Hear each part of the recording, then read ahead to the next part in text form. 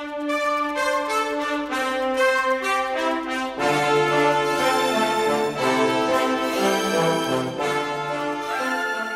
puntos de vista, tu desayuno informativo de todos los días, el diálogo constructivo con opiniones y posturas sincerizantes. Son las opiniones que siempre quisiste escuchar, fomentando la discusión interdisciplinaria, y para eso, y lo promocionábamos desde ayer, está aquí con nosotros nuestro buen amigo Juan Carlos Sosa. Juan Carlos, ¿cómo está? Ustedes lo conocen, abogado, y es fundador del movimiento Fénix. Así es, bienvenido, gracias una vez más por estar acá. Un placer estar aquí, amigo. Juan Carlos, nosotros estábamos discutiendo, lo que pasa es que a última hora las chicas no pudieron venir. Siempre hacemos una pregunta para la audiencia, para nuestro auditorio, y la pregunta del día de hoy, a lo mejor la extendemos hasta mañana, y muy a propósito de lo que recibimos cotidianamente acá en el programa sobre las posibles candidaturas que pueda haber de cara a las elecciones parlamentarias en las distintas oposiciones que existen en materia política. Pero parece que en los últimos tiempos lanzar candidaturas fuera de la MUD es considerado como traicionar la unidad. Yo quisiera comprometerte de una vez en un análisis sobre esto, porque ayer nos deteníamos en un trabajo de Alex Vázquez en El Nacional, que decía que las terceras vías pueden lograr 15% de los votos. En materia de parlamentarias, en la oposición hay confianza en la victoria, y Félix Seijas, que es director de Delfos, advertía que los dirigentes descontentos por los consensos en la MUD podrían restar varios diputados. ¿Por dónde comenzamos? Bueno, yo para empezar, Mingo, como tú sabes, soy un crítico muy, digamos, si se quiere, total con respecto al tema de las parlamentarias, al tema de cualquier asunto que pase por lo electoral en este panorama que vivimos, ¿no? En estas circunstancias que vivimos. Yo siento que entrar en ese mundo de las elecciones es básicamente entrar en el mundo de la evasión, es decir, es el teatro donde un porcentaje del país decide entrar para no ver la realidad, para no confrontar la realidad. Es una forma de evadirse. Entonces, lamentablemente, en Venezuela en este momento estamos viviendo la antipolítica, si se quiere. Es decir, eso que se llama política no es política. Eso esas personas que están supuestamente haciendo política por Venezuela están básicamente viviendo en un teatro de ficción, buscando cómo solucionar sus problemas personales, es decir, cómo solucionar sus problemas de vida, y entonces están utilizando la política como plataforma para hacerlo. Porque si algo está muy claro es que en ninguno de esos supuestos espacios que los políticos apelan como mecanismos de lucha contra la tiranía, se puede hacer nada para confrontar la destrucción del país y el avance de este régimen en su objetivo de destruir. Es decir, si tú me dices que un alcalde, un gobernador o un diputado pudiesen hacer algo para frenar esto, yo te diría, bueno, tiene sentido seguir en esa dinámica. Pero cuando uno lo que ve es que ese juego electoral lo que sirve es para distraer la atención de esa destrucción del país y poner a esos políticos a hablar de cosas, a hacer cosas, es decir, a invertir el tiempo, invertir los pensamientos, invertir la palabra, invertir la lucha en acciones que no tienen nada que ver con el freno del avance de esta destrucción, entrar en esa discusión política, en esa discusión electoral, es básicamente perder el tiempo, es decir, dejar que siga pasando el tiempo mientras el país se destruye. Entonces, yo entiendo que esta argumentación cae muy chocante en el mundo político, pero hay que hacerla. Es decir, yo me he dado la tarea de intentar de alguna forma sembrar algunas semillas a nivel nacional para abrir conciencia, para que la gente reflexione muy profundamente sobre este tema. Porque si no despertamos, es decir, si de verdad no reaccionamos y llega un punto en que digamos, señores, hay que cambiar la estrategia porque tenemos 16 años metidos en esta dinámica en donde cada vez que hay un año electoral salen los mismos de siempre, lo que yo llamo los sospechosos habituales, encuestadores, articulistas de prensa, analistas, políticos, en definitiva, siempre a decir, bueno, ahora sí tenemos que ir a votar porque esta vez sí somos mayoría y esta vez la mayoría se siente, el gobierno está muy debilitado, el gobierno está esto, el gobierno está lo otro. Y salen una cantidad de personajes, encuestadores y analistas políticos a respaldar esa tesis. Crean como una especie de lavado cerebral a nivel nacional que hace muy difícil que la gente pueda pensar por sí misma, porque obligan a la gente a sentirse muy mal si en su fuero interno dice, señores, pero ¿para qué voy a seguir apoyando aquello si ya yo sé que eso no funciona? Pero toda esta, digamos, esta maquinaria inmensa de lavado cerebral se activa siempre que hay estos eventos electorales y cumple su objetivo. Entonces llega un punto en que aquellos que tratamos de levantar una voz y hacer que el país reaccione para tomar nuevas direcciones distintas, aplicar estrategias diferentes, automáticamente entonces se nos empieza a acusar de barriga verde para abajo, que somos divisionistas, que estamos promoviendo la abstención, que estamos haciéndole el favor al régimen, que somos unos infiltrados del G2 cubano, en fin, nos montan campañas de desprestigio personal y entonces llega un punto en que simplemente, bueno, el país cae en esa resignación boba, una resignación como donde pareciera que el cerebro se apaga y la gente, bueno, por ósmosis, como por una especie de mecanismo evasivo, camina por ese sendero como autómatas, van, mojan su dedo, lo manchan de morado, eligen a su diputado o eligen a su representante y al día siguiente las cosas siguen peor, siguen igual o peor. Es decir, el país se sigue deteriorando, estos políticos en la asamblea que prometieron que iban a hacer 1000 cosas, por supuesto no hacen nada de eso, se ven los porcentajes de abstención inmensos, bueno, y el régimen sigue haciendo absolutamente lo que le da la gana. Pues ahorita están pasando cosas gravísimas, se destapan ollas por todos lados. Se acaba de destapar la olla en donde se demuestra cómo Chávez utilizaba, en el caso de Nicaragua, cómo le regaló miles y miles de millones de dólares a Ortega. Esos son denuncias de auditores que pusieron su ojo en el Fonden y se dieron cuenta cómo se utilizaron esos recursos, en el caso de Nicaragua, que es suficiente para que un régimen caiga. Nada más esa noticia.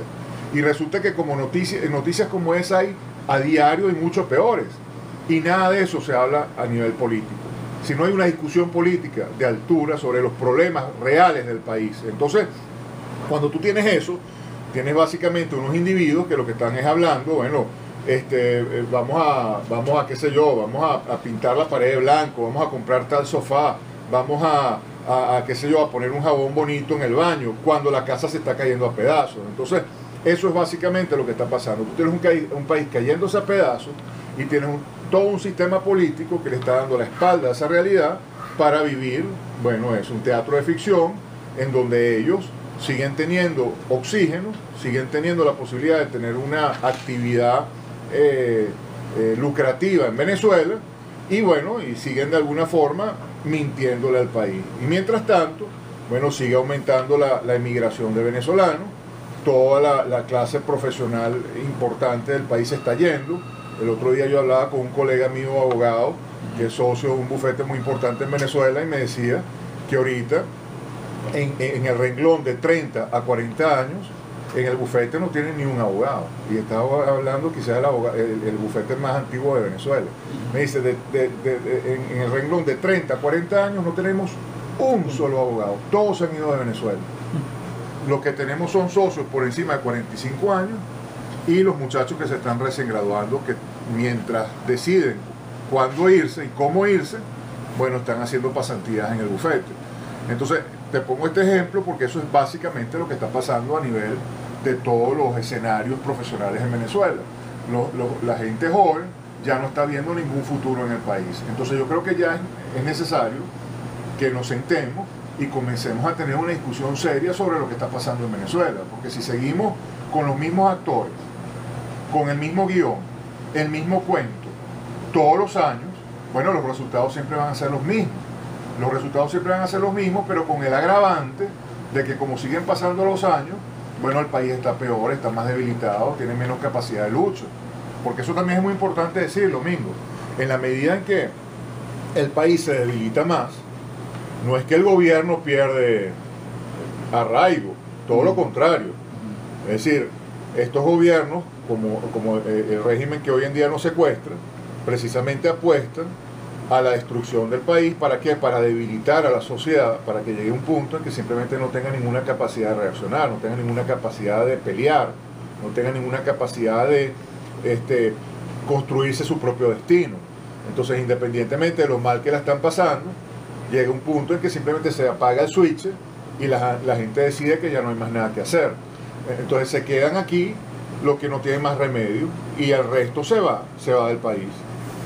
Has planteado muchas cosas en esta introducción y yo quería precisarte con respecto a 2 o 3 puntos que me parecen muy significativos de todo lo que has mencionado. ¿Por qué la política en nuestro país no se asume con seriedad? Es decir, ¿por qué se ha dejado y se ha delegado en los políticos de oficio que están en la oposición que planteen esto que tú estás hablando? Si nos vamos al plano electoral, ¿por qué se tiene que esperar a que haya siempre una contienda para exigir cambios, por ejemplo? Cuando ya entonces comienzan a decirnos los mismos ciudadanos, mira, ese no es el discurso, no hay tiempo, hay que ir a votar en Cambote y pase lo que pase, ahora parece que sí, como que la tenemos ganada y estamos blindados, pero la consigna es ir a votar. Salga sapo, salga rana, tenemos que todos ir a votar. Deja para luego, y entonces siempre es deja para luego, sí, exigir las condiciones para que la gente realmente, yo quiero votar, pero yo quiero ganar cuando vote. Y por otra parte, ¿dónde crees tú que está el componente moral del país para que se pare frente al país y diga, esto no puede seguir, esto no puede continuar, este desastre por el que estamos caminando y por el que estamos transitando es imposible y es insostenible? Y aquí están los casos por lo cual esto debe pararse de alguna manera. ¿Dónde están los intelectuales? ¿Dónde están las personas que hacen vida pensante en el país? ¿Se fueron? No están aquí. ¿A quién se le está dejando entonces el país? Pero eso tiene que ser en la próxima parte. Juan Carlos Sosa Purvo, amigos, aquí con nosotros, 7:21 minutos. Vamos por la nueva mágica 99.1 FM. Qué bien se siente, y estamos conversando con nuestro buen amigo Juan Carlos Sosa Purvo. Juan Carlos, te mencionaba y dejábamos en puntos suspensivos 2 aspectos que me gustaría mucho tu parecer sobre ese particular o sobre esos particulares. Primeramente, la política con seriedad. ¿Por qué no se ha asumido la política con seriedad? Porque en el plano electoral que colocábamos el ejemplo, se espera que estemos encima de unas elecciones para exigir que se quite a los militares del plan República, porque han gritado a los 4 vientos que son chavistas y son los que custodian los votos, lo de la proporcionalidad, por citar, lo de la vigilancia internacional, etcétera. Pues todos sabemos, la gente de Ciudadanía Activa enumeró 20 aspectos que son importantísimos para poder ir a votar con confianza. Bueno, eso ya no hay tiempo de hacerlo porque tenemos las elecciones encima, que van a ser ahora en el último trimestre, según la señora Tibisay Lucena. Sí. Y entonces no hay tiempo de ponerse a hablar de esas cosas. Vamos a dejarlo para las próximas elecciones, pero a esta hay que ir a votar en Cambote porque estamos blindados y vamos a ganar. Ya la gente está harta que le digan ese mismo discurso, pues, ¿no? Y por otra parte, a sabiendas de toda la putrefacción que hay en el país, en todos los órdenes de la vida, ¿dónde está la gente decente de Venezuela que salga a la calle a decir, mire señor, esto se acabó, esto no puede seguir así, ya está bueno, pues, ¿no? Bueno, aquí tienes a 2, estás tú, esto y yo, ya por allí se empieza, ¿no? Yo pienso que sí hay mucha gente decente en Venezuela. Lamentablemente no tienen acceso a los medios, no tienen acceso a que su voz se escuche de una manera institucional, de alguna forma sistemática. De repente aparece un artículo de prensa aquí, una declaración allá, de personas que uno pulsa y se da cuenta que están orientadas en la dirección correcta. Pero lo que ha pasado en gran medida, Mingo, ha tenido que ver con el liderazgo el liderazgo de las personas que han llegado a las posiciones más altas en el país en los últimos 16 años. Lamentablemente ha sido gente sin ningún tipo de moral, sin ningún tipo de ética, sin ningún tipo de visión de país, y eso permea hacia abajo, o sea, eso permea hacia abajo, permea hacia todo lo que es el hacer del país, no solamente político, sino en todos y cada uno de los escenarios. Lamentablemente, cuando tú tienes un liderazgo tan contrario, tan antivalores humanos, necesariamente enfermas a la sociedad.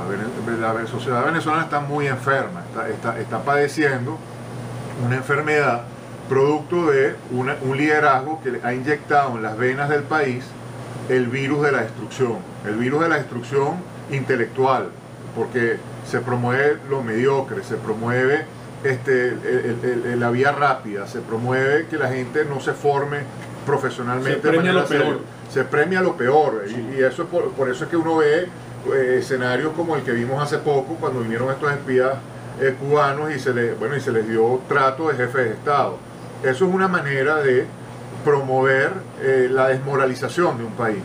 Cuando tú pones de ministro a una persona que no sabe ni hablar, pones de encargado, por ejemplo, de todo lo que son las becas estudiantiles a personas que no tienen la más mínima educación y no pueden pararse en un claustro universitario a hablar 10 minutos sin quedar en el más profundo de los ridículos. Cuando se hace eso de manera voluntaria, de manera planificada, lo que se está buscando es precisamente que lleguemos a un estado como el que estamos sintiendo actualmente, un estado de indefensión, en donde sentimos que vivimos una especie de manicomio, en donde se ha perdido la coherencia. Pero yo rescato pues esa cantidad de venezolanos que conozco a diario en las universidades, profesores universitarios, estudiantes, gente, luchadores sociales, personas que me encuentro a diario, personas que me escriben por Twitter, personas que me escriben por las redes sociales, y uno se da cuenta que son gente que está muy conectada con el país y muy preocupada por lo que está pasando, y además muy clara de lo que está pasando. Lo que pasa es que lamentablemente ahí es como el mago de Oz. Acuérdate, Alicia en el País de las Maravillas, y el tema del mago de Oz, cómo se creía que era una especie de monstruo inmenso que dominaba la comarca y que todo el mundo estaba sometido a él. Había un miedo enorme ante el supuesto mago de Oz, y resulta que al final era un enanito detrás de un megáfono el que estaba generando ese miedo. Pues un poco lo que está pasando en Venezuela es igual. Hemos creado fantasmas, hemos creado monstruos virtuales y nos hemos creído el cuento. Entonces, básicamente, bueno, la gente sí está aterrorizada, porque, bueno, también hay cosas prácticas como el hecho de que el gobierno se ha encargado de llenar las calles de la delincuencia más violenta y más asesina. O sea, esos colectivos armados evidentemente generan un terror en la población. Y en el sector político lo que ha pasado es que ha circulado tanto dinero fácil en los últimos 16 años, tanto dinero que ha corrompido, yo diría que prácticamente todas y cada una de las instituciones políticas del país, y además ha llevado a los políticos, inclusive a los políticos jóvenes, dentro de esta misma ósmosis en la que nos encontramos, a pensar de que si no hacían política de la manera convencional, es decir, si no transformaban sus partidos políticos en movimientos electorales, simplemente orientados hacia los procesos electorales, iban a perder posicionamiento no solamente mediático, sino también la capacidad de financiarse, la capacidad de crear cuadros, una cantidad de razones pragmáticas, coyunturales, que los obligó dentro de la dinámica, bueno, a caer en una especie de sobrevivencia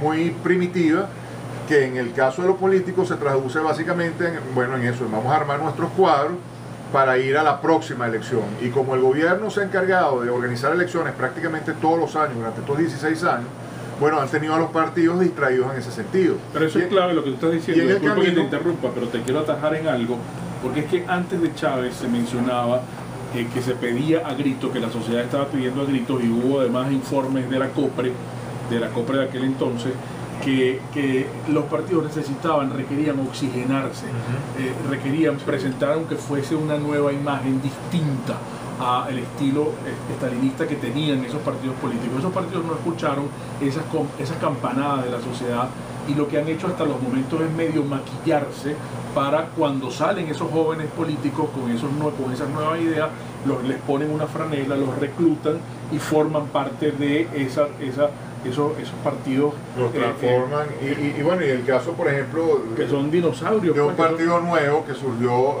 distinto a todos estos partidos clásicos venezolanos. En sus inicios ese partido, caramba, se estaba empezando a llenar de gente muy valiosa, intelectuales, hacían talleres de pensamiento, claro, se hacía reflexión. Es decir, nació con muy buen pie ese partido.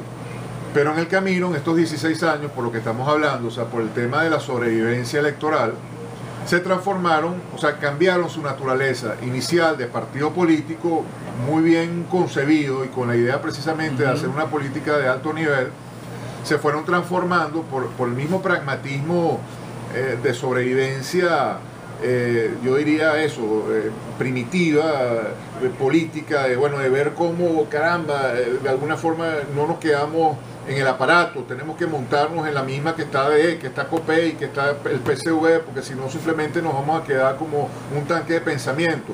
Entonces empiezan a hacer la política de la manera tradicional y en el camino van perdiendo su naturaleza, porque entonces empiezan a hacer pactos, empiezan a hacer llamados. Bueno, dicen, bueno, vamos a tratar de conquistar a este dirigente que está ahorita en el PSV, pero fíjate el arrastre que está teniendo en su comunidad. Entonces vamos a traerlo a nuestra fila.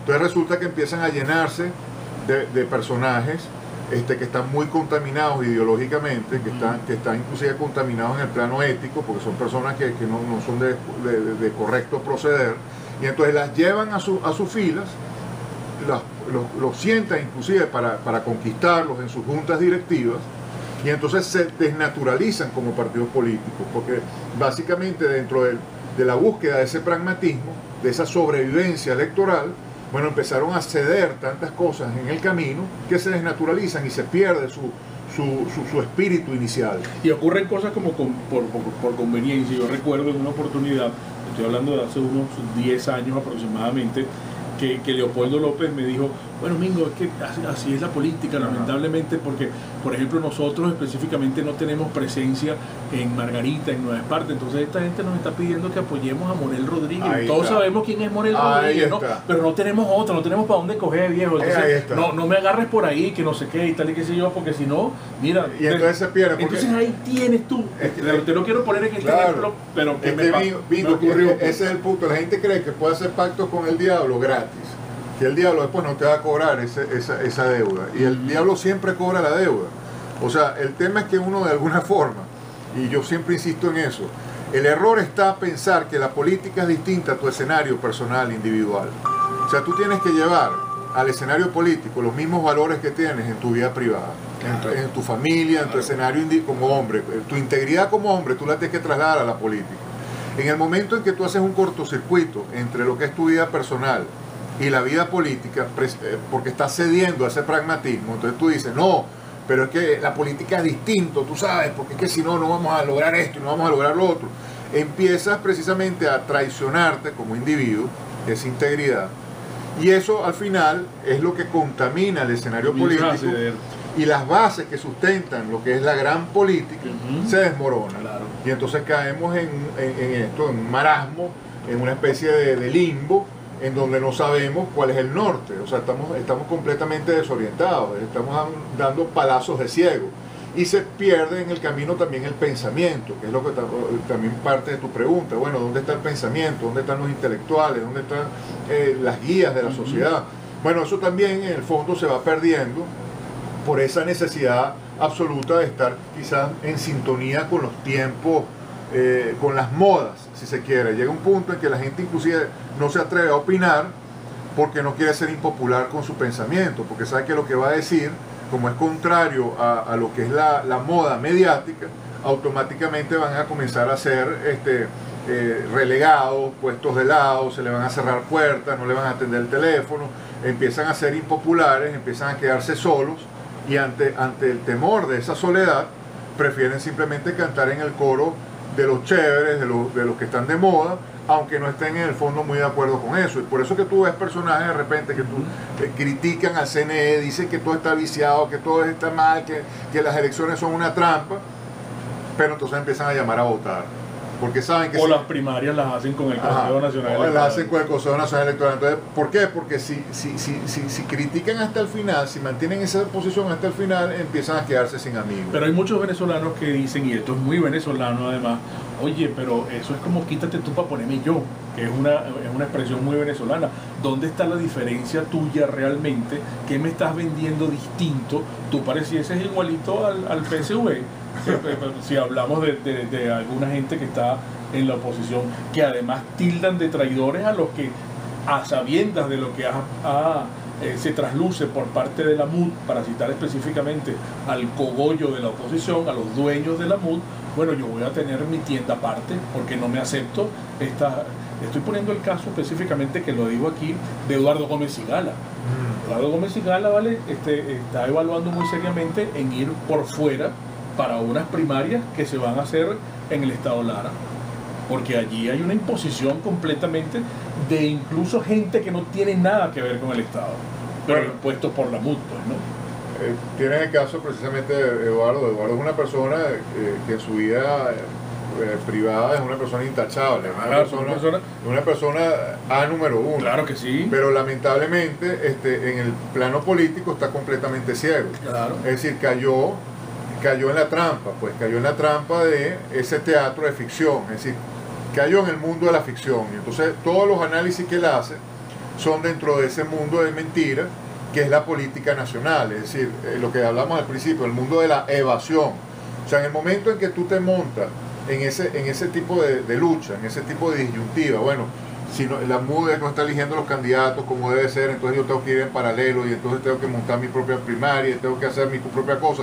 Todo eso es dentro del tablero de juego del mundo de ficción, no se salen de allí. O sea, al final es la misma retórica, es el mismo planteamiento. Al final está molesto porque, bueno, no logró dentro de la MUD lo que quería, y entonces fuera está buscando lo mismo, pero para lograr básicamente el mismo resultado que está buscando la MUD. O sea, al final del día no se está diferenciando en nada de la MUD. Lo que está buscando es una estrategia para lograr el objetivo que a través de la MUD no está logrando, pero que es el mismo objetivo de la MUD. Es decir, hacer unas elecciones, conquistar un espacio político y seguir en un escenario de confrontación light al régimen, en donde no se entiende el régimen como una tiranía, una narcotiranía sostenida por las peores fuerzas terroristas del mundo, sino simplemente un mal gobierno que se puede confrontar de una manera democrática y que simplemente en el momento en que pierda más popularidad, bueno, a través de unas elecciones vamos a lograr alcanzar el poder. Esas premisas falsas todas son los que precisamente están llevando al poder, al país a la perdición. Y lamentablemente existen esos personajes como Eduardo Gómez, que son personas intachables, que además tienen un acceso directo al mundo empresarial venezolano, ¿cómo no? Tienen grandes contactos internacionales, tienen un mundo social muy amplio, y entonces ese pensamiento errado político lo trasladan a todos esos escenarios, y ese entendimiento errado del país también es entonces el que le pasan, o sea, le pasan el testigo, por ejemplo, a un Mario Vargas Llosa, a personajes de mucho peso internacional, que comienzan a leer la problemática del país a través de los libros que estos personajes de la MUD o personas como Eduardo le prestan. Entonces, toda la lectura de la problemática nacional se distorsiona. Amigos, son las 7:42 minutos de la mañana, tenemos que identificar, estamos pasados. Pero también un comentario tuyo sobre algo que hemos sentido de manera recurrente.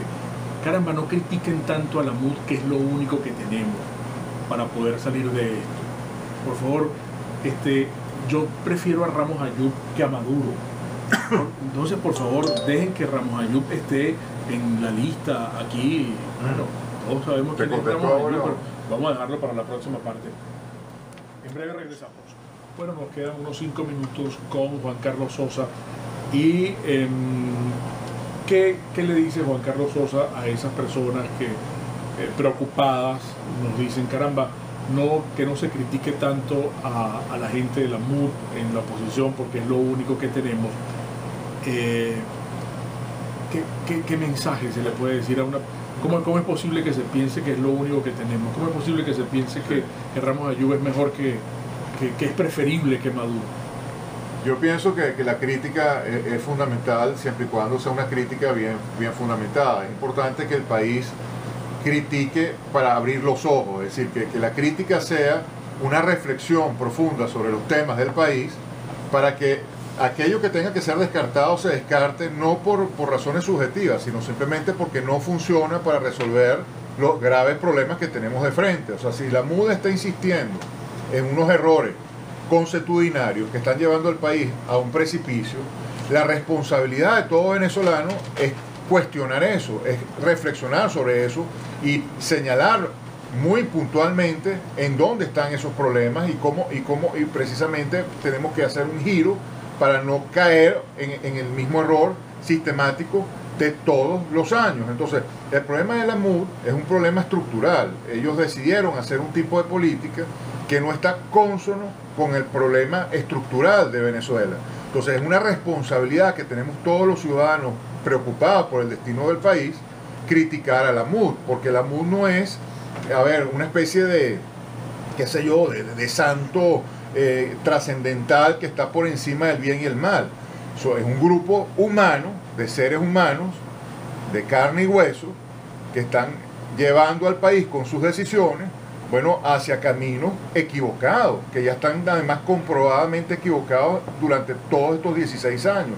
Entonces yo pienso que nuestro deber como venezolanos no se trata simplemente de una atribución, es nuestro deber señalarlo, porque la MUD definitivamente está cometiendo un error trágico. Entonces yo creo que es fundamental no señalarlos para descalificarlos per se, porque yo estoy convencido que dentro de la MUD hay gente sumamente valiosa. Por supuesto que todos sí. los partidos políticos tienen gente valiosísima que están haciendo trabajos indiscutiblemente meritorios.